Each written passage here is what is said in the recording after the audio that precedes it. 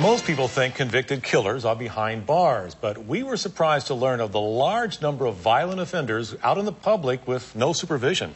Well, until now, a new Indiana law requires violent offenders to register just like sex offenders. Stephanie Sylvie's here with tonight's 14 News Investigates. Well, for years, sex offenders were forced to report where they live and work for the safety of the public. Now those convicted of violent offenses are joining that list, but finding them may be easier said than done.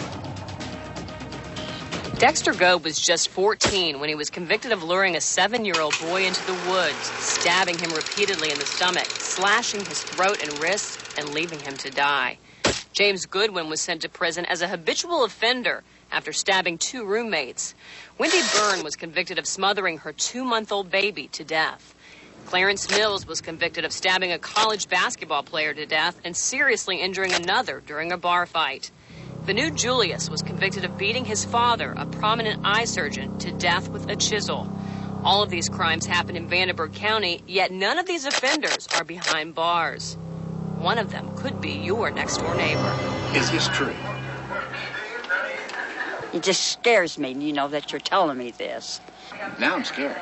Until now, rapists, child molesters, and other sex offenders were the only ones required to register their whereabouts.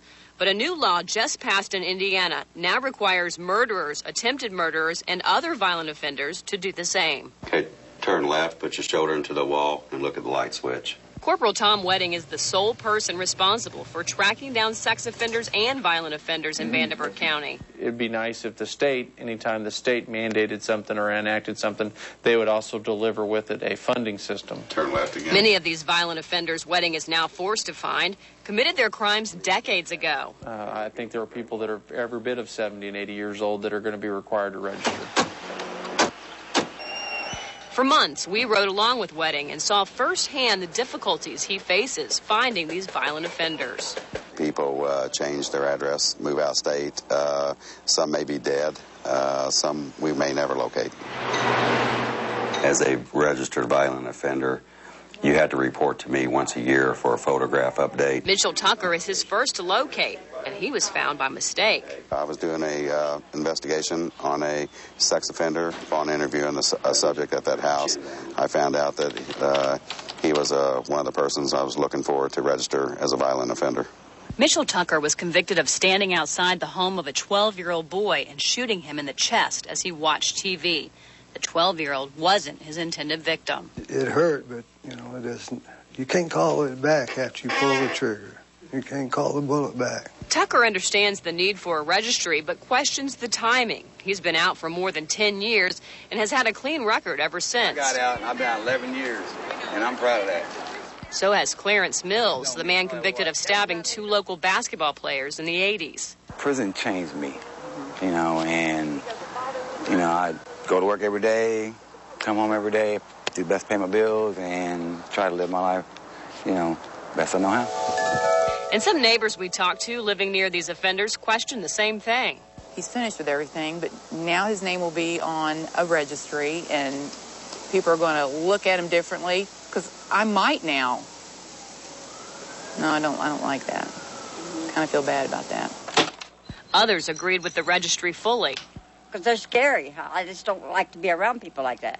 If they got a temper, they can lose it the first time, they can lose it the second. You want to know basically what kind of neighbors you got. And remember those offenders we mentioned at the top of our story? We found all but one living in Vanderburgh County. Vanu Julius lives on the east side and works for an electronics company in Chandler. Wendy Byrne lives with her mother in Evansville. Clarence Mills works for a moving and hauling company and lives downtown. And James Goodwin lives right next door to Helfrich Park Middle School.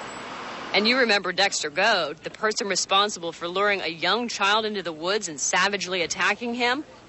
We found him in North Carolina, where he's a producer and a script writer. Most of his writing is about murder, and in his own words is described as horror, violent, and pretty sick. He's not required to register because it's not state law in North Carolina. It is important to note that out of all the violent offenders we found living in Vanderburgh County, only one has had any serious problems with the law since being released from prison. None of those we mentioned in the story have had much more than any traffic infractions. If you'd like to look at the list of 50 offenders the Vanderburgh County Sheriff's Office is looking for, you can log on to our website at 14WFIE.com. Very interesting, Stephanie. A lot of people will be looking at that list, I have. I think so, too. We will be. Yeah. Thanks. And coming up tomorrow on